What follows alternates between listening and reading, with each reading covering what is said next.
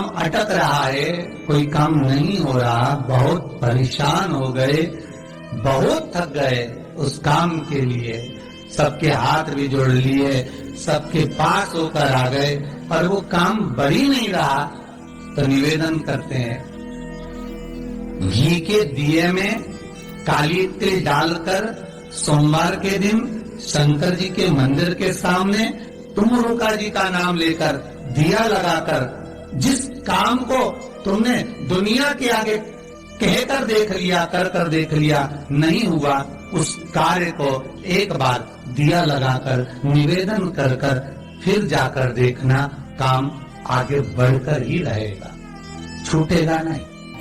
तो इस सहज नाम नहीं है तुमरुका जी।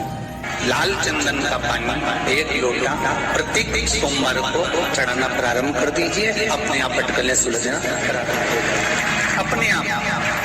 एक समस्या पूर्ण होती है, दूसरी समस्या पड़ जाती है, दूसरी समस्या पूर्ण होती है, तीसरी समस्या पड़ जाती है, तीसरी समस्या पूर्ण होती है, चौथी पड़ जाती है। तो एक काम जरूर करना कि बेलपत्री के वृक्ष के नीचे, बेलपत्री की जड़ में केवल 1 लोटा पानी, और उसमें भी क्या डालना है आपको, जम के बोलिए जरा, लाल चंदन, इससे ज्यादा और कुछ। जिनके नयनों में नंबर बढ़ते चले जा रहे हो, चश्मा उतर नहीं रहा हो, दूर का नहीं दिखे, कहीं किसी को पास का नहीं दिखे, रहते हैं। तुलसी की जो डंडी होती है, तुलसी जैसे बेलपत्र की जो ये डंडी है, ऐसे ही तुलसी का जो पत्ता होता है, उस पत्ते की जो डंडी होती है, उस डंडी को चंद्रमा को देखा जाता है, उस डंडी की जो कोर होती है, उस कोर को दृष्टि से मिलाया जाता है। शरद पूर्णिमा की रात्रि ठीक 12 बजे आप चंद्रमा की, जैसे चंद्रमा का भाग, उस चंद्रमा के भाग को आप उस डंडी के भाग से निहारने का प्रयास करिए। मार घर में आइए, घी का दिया लगाइए, उस घी के दीप को लगाने के बाद पूर्णिमा के दिन उस पर एक प्लेट थोड़ी तिरछी कर रख दो, जिससे उसकी कालोच, काई की, उस दीप की, घी के दीप की कालोच उस प्लेट पर आ जाए। थोड़ी सी कालोच ले लीजिए, 5-10 मिनट में आ जाएगी। उसको गाय के घी में मिलाकर आंखों में सुरमा लगाकर रात्रि को सो जाइए। 3 दिन बाद आप महसूस करेंगे कि नेत्र की ज्योति बढ़ना प्रारंभ हो रही है। नेत्र शंकर भगवान की प्रियता बेलपत्र, पहले भी कथा में कहा, आज फिर कहते हैं,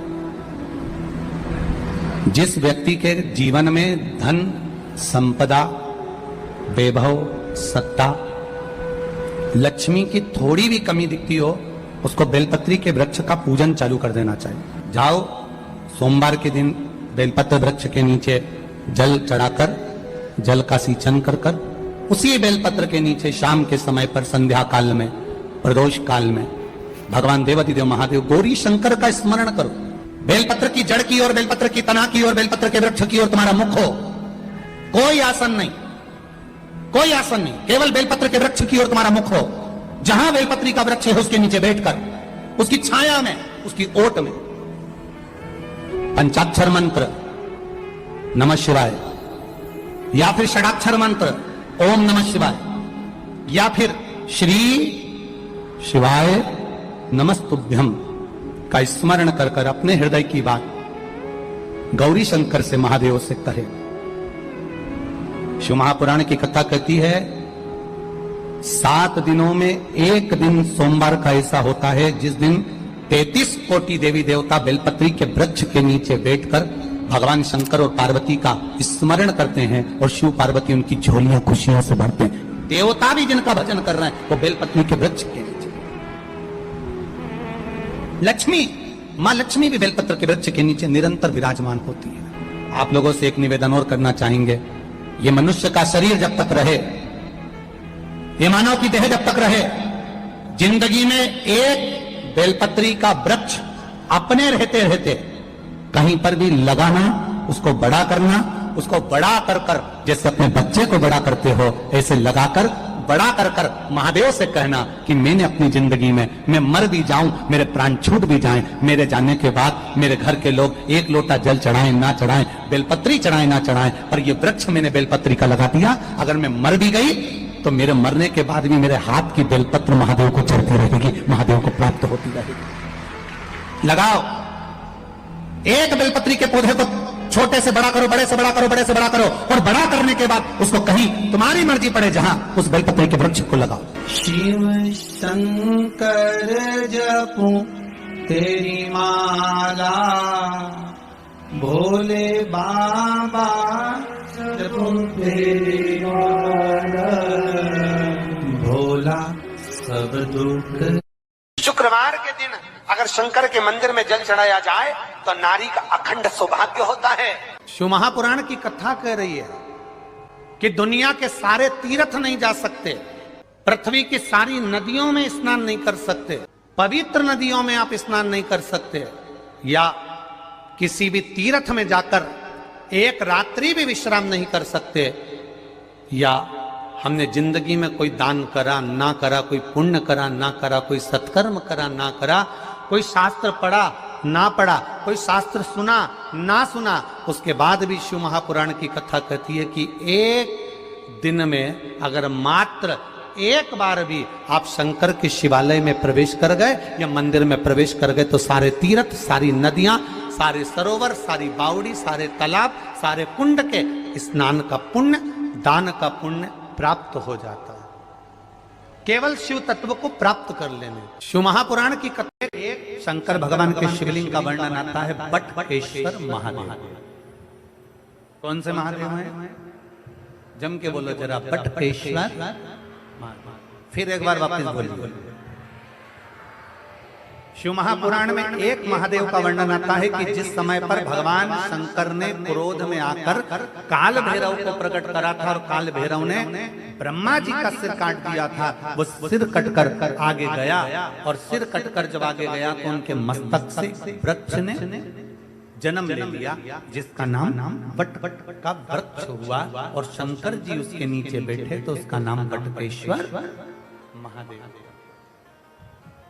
वो बटकेश्वर महादेव।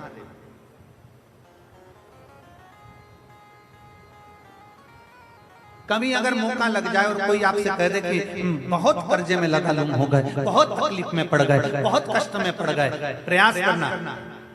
अगर कर्जा ज्यादा है तो मेहनत ज्यादा करना, कर्जा ज्यादा है तो कर्म ज्यादा करना है, कर्जा ज्यादा है तो रात दिन एक करना है, कर्जा ज्यादा है तो आप तकलीफों में घिरे क्यों हो? क्योंकि कर्जा होने के बाद आप मेहनत कम कर देते हो। कर्जा हो गया, मेहनत को 4 गुना बढ़ा, कर्जा हो गया, अपनी लगन को 4 गुना बढ़ा, कर्जा हो गया, अपने कर्म को 4 गुना बढ़ा, और साथ में अपनी मेहनत को बढ़ाते बढ़ाते बट वृक्ष के नीचे एक लोटा जल शंकर भगवान को चढ़ाना प्रारंभ करो, और बड़ थोड़ी सी जड़ लाल वस्त्र में लेकर अपनी पर्स में या अपनी जेब में या अपने संदूक में या अपनी अलमारी में उसको रखो। प्रतिदिन बड़ के पेड़ के नीचे जाकर अगर शंकर जी नहीं भी हैं तो बड़ के पेड़ के नीचे बटकेश्वर महादेव का नाम लेकर अगर हम एक लोटा जल समर्पित करते हैं तो कर्जा कुछ ही दिन में चूकता जरूर है और लक्ष्मी की आवक बढ़ती है।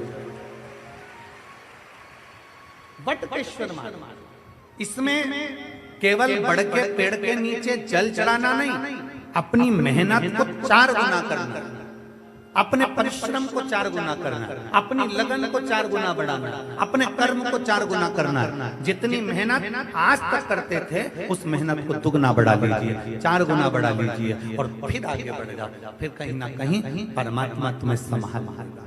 शंकर को चढ़ाया गया जल तुम्हें संभाल लेगा, शंकर को चढ़ाया गया एक जरा सा जल भी तुम्हें संभाल।